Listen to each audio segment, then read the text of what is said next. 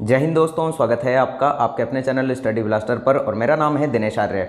उम्मीद करते हैं कि आपकी रेलवे ग्रुप डी की तैयारी बहुत अच्छे से चल रही होगी। आज का वीडियो बहुत इंपॉर्टेंट और बहुत खास है हमारे हुबली जोन वाले जितने भी कैंडिडेट्स हैं उनके लिए, और जिनका एग्जाम अभी तक फोर्थ फेज़ में नहीं हुआ है उनके लिए भी ये वीडियो बहुत ही ज़्यादा इंपॉर्टेंट हो जाता है। अब देखिए, साइंस के और सभी चैप्टर्स के क्विक रिविजन में हमारा आज का जो चैप्टर है वो है यहाँ पर पुष्प की अनुदैर्ध्य काट। पुष्प के अनुदैर्ध्य काट कहने का मतलब ये है कि पुष्प से रिलेटेड भी देखिए 2 से 3 क्वेश्चन आपको एग्जाम में देखने को मिल रहे हैं। तो यहाँ पर देखिएगा आपका किस तरह का क्वेश्चन जो है इस वीडियो को देखने के बाद नहीं बचेगा। कोई भी क्वेश्चन अगर पुष्प से रिलेटेड यहाँ पर आएगा आपके एग्जाम में तो वो क्वेश्चन आप बिल्कुल 100% एक्यूरेसी के साथ कर पाएंगे अगर आप ये वीडियो पूरा देख लेते हैं। तो यहाँ पर एक एक चीज़ मैं पूरी डिटेल के साथ आपको क्लियर कर दूंगा। तो यहाँ देखिए, सबसे पहले तो देखिए पुष्प क्या होता है। तो पुष्प जो होता है, पुष्प पौधे का जनन अंग होता है। सबसे पहले तो आपको ये बात ध्यान रखनी है, कई बार ये क्वेश्चन पूछा जाए कि पुष्प पौधे का कौन सा भाग होता है, यानी कि कौन सा अंग होता है। तो पुष्प ही वो अंग है जो कि यहाँ पर पौधे का जनन अंग कहलाता है। अब यहाँ पर देखिए, सबसे पहले पुष्प की बात करें तो ये जो नीचे वाला हिस्सा है जो कि यहाँ तने से लगा हुआ रहता है, ये कहलाता है आपका पुष्पवृंत। ये क्या कहलाता है? पुष्पवृंत कहलाता है। और ये इसे पेडिसन भी कहते हैं इंग्लिश के अंदर। तो ये भाग जो है ये तने से जोड़कर रखता है पूरे के पूरे पुष्प को। अब यहाँ पर देखिए, दूसरा जो हिस्सा है ये बाह्य दल है। बाह्य दल देखिएगा, ये हरे कलर के होते हैं। सबसे पहले तो ग्रीन कलर के ये होते हैं। और ये क्यों होते हैं? क्योंकि ये पुष्प को जो है यहाँ पर सुरक्षा प्रदान करते हैं, यानी कि पुष्प को ये बिल्कुल सुरक्षित रखते हैं, टूटने नहीं देते हैं। यहाँ पुष्प की जो पंखुड़ियाँ होती हैं उनको ये बचा के रखते हैं। तो ये काम हो गया हमारे बाह्य दल का। अब यहाँ पर देखिए, अगला जो पार्ट है यहाँ पर दल यानी कि पंखुड़ियाँ। तो ये यहाँ पर देखिएगा, ये पुष्प को जो है यहाँ आकर्षण पैदा करते हैं इसके अंदर, यानी कि जो कीट पतंगे जितने भी होते हैं वो इन दल पंखुड़ियों के आकर्षण के कारण ही आकर पुष्प पर बैठते हैं। और पुष्प के यहाँ पर कौन से भाग पर बैठते हैं? यहाँ पर इस वाले भाग पर आकर जो है कीट पतंगे इस पर बैठते हैं। अब यहाँ पर देखिए, जो कीट पतंगे जब यहाँ वर्तिकाग्र पर बैठते हैं तो यहाँ पर एक चिपचिपा पदार्थ रहता है। तो दूसरे पुष्पों से लाकर भी यहाँ पर जो है वो पुंकेसर को रख देते हैं। और यहाँ पर इस पुंकेसर से यहाँ पर देखिएगा, यहाँ पर आपका निषेचन हो जाता है। यहाँ पर मादा युग्मक के साथ इसका यहाँ निषेचन हो जाता है, जिसकी वजह से यहाँ पर जो है पुष्प जो है यहाँ नया पुष्प जन्म ले लेता है। अब आपको एक चीज़ और मैं बता देता हूँ कि यहाँ पर अगर अलग पुष्प से ये लाता है तो पुष्प जो है वो रंगीन होंगे। और अगर यहाँ पर इसी पौधे के पुष्प से यानी कि अलग पौधे के पुष्प से अगर पुंकेसर आता है तो यहाँ पर जो यहाँ पुष्प खिलेंगे वो कैसे खिलेंगे? वो रंगीन होंगे। और अगर उसी पौधे के पुष्प से अगर पुंकेसर आता है और तो वहाँ पर जो पुष्प है वो वहाँ पर रंगविहीन होगा या फिर उसी रंग का होगा जिस रंग का कि उस पेड़ का पुष्प है। तो यहाँ जो आपका आकर्षक और जो ज़्यादा रंगीन पुष्प होते हैं वो यहाँ पर दूसरे पौधों के पुंकेसर से आकर जो है रंगीन और आकर्षक बनते हैं। अब यहाँ पर देखिए, एक चीज़ ध्यान रखिएगा कि जो दल या पंखुड़ी वाला जो भाग है ये परागकण का काम करता है। ठीक है, परागण का काम ये करता है। ये क्वेश्चन भी आपसे पूछा जा सकता है। ये पूरे के पूरे जो क्वेश्चन है, पूरी जो चीज़ें हैं ये आप देख लीजिएगा, आपकी एनसीईआरटी में ये वाला चित्र दिया हुआ है। और हम थोड़ा सा इस चित्र को ही थोड़ा सा यहाँ पर देखिएगा, थोड़ा यहाँ 3D में कन्वर्ट करके और एक एक चीज़ को ज़्यादा यहाँ पर चीज़ें देकर आपको समझा रहे हैं। तो इसीलिए जो है सारी चीज़ें आपको डिटेल में बताई जा रही हैं। और वीडियो अगर पसंद आ रहा हो तो प्लीज़ वीडियो को लाइक ज़रूर कर दीजिए और अपने सभी फ्रेंड्स के साथ शेयर ज़रूर कर दीजिए।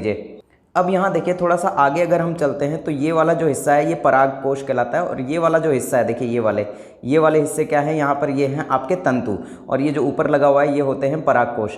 अब ये पराग कोश और तंतु जो है ये मिलकर ही हमारा क्या बनाते हैं? पुंकेसर। और ये जो पुंकेसर है यही पुष्प का जो है नर जनन अंग होता है। क्या होता है ये? नर जनन अंग। कई बार पूछा जाता है कि नर जनन अंग जो है वो किसको मिलकर बनता है, यानी कि पुष्प का नर जनन अंग जो है वो किस किस को मिलकर बनाया जाता है? तो यानी कि परागकोश और तंतु। परागकोश और तंतु मिलकर ही यहाँ पर जो पुष्प होता है उसका नर जनन अंग बनाते हैं। अब यहाँ पर देखिए, ये जो हिस्सा है ये वाला हिस्सा है आपका, ये देखिए एरो लगा रखा है, ये आपका वर्तिकाग्र है। जो भी कोई कीट पतंगे आकर बैठते हैं तो यहाँ बैठते हैं और यहाँ से जो है दूसरे पुष्प से पुंकेसर लाकर यहाँ पर चिपचिपा पदार्थ होता है और यहाँ से सीधा वो यहाँ पहुँच जाता है वर्तिका। तो वर्तिका होती है, ये वाली जो नली है ये वर्तिका कहलाती है। और यहाँ से सीधे इस अंडाशय में जो है यहाँ पुंकेसर पहुँच जाता है और इससे एक नए पुष्प का निर्माण हो जाता है। देखिए इस वाले चित्र में जो कि यहाँ आपकी एनसीईआरटी की बुक में दिया गया है इसमें ज़्यादा क्लियर तरीके से, तो यहाँ एक चिपचिपा पदार्थ होता है और यहाँ यहाँ से होता हुआ जो पुंकेसर है वो यहाँ पहुँच जाता है, देखिए अंडाशय में, और यहाँ उसका निषेचन होता है और निषेचन के पश्चात एक नया पुष्प जो है जन्म ले लेता है।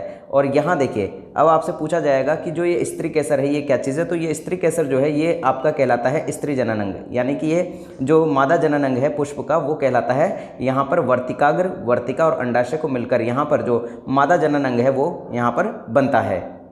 अब देखिए आपको क्वेश्चन कौन कौन से ध्यान रखने हैं। पहला क्वेश्चन तो आपको ये ध्यान रखना है कि यहाँ पर एक लिंगी क्या कहलाता है, यानी कि एक लिंगी पुष्प कौन से कहलाते हैं। तो एक लिंगी पुष्प वो कहलाते हैं, अब देखिए लिंग यहाँ पर दो तरह के होंगे पुष्प में, एक तो होगा यहाँ पर पुंकेसर और दूसरा होगा यहाँ पर स्त्री केसर। यानी कि पुंकेसर या स्त्री केसर में से केवल एक ही जननांग जिसमें उपस्थित होगा, जिस पौधे में उपस्थित होगा, जिस पुष्प में उपस्थित होगा वो यहाँ पर कहलाएगा एक लिंगी पुष्प कहलाएगा।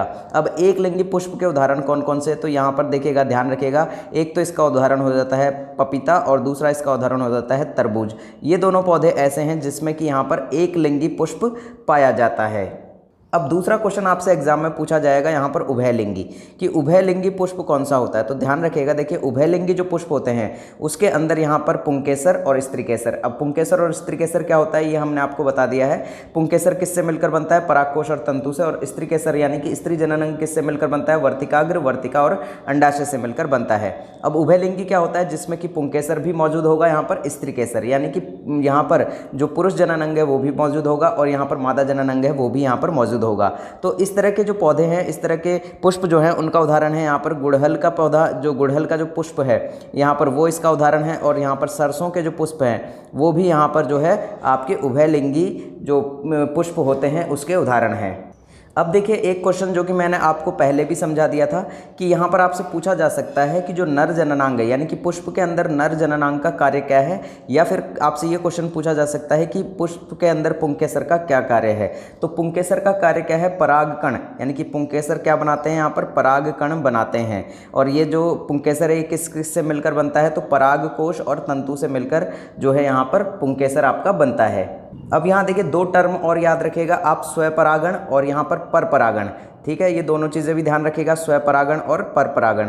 यानी कि यदि एक ही पुष्प का जो परागण है, यानी कि एक ही पुष्प का परागकण यहाँ पर इसी के परागकोश जो है, एक ही पुष्प का परागकोश यानी कि इसके वर्तिकाग्र पर जाकर बैठ जाए, यानी कि वर्तिकाग्र पर पहुँच जाए, तो वो हो जाएगा यहाँ पर स्वपरागण।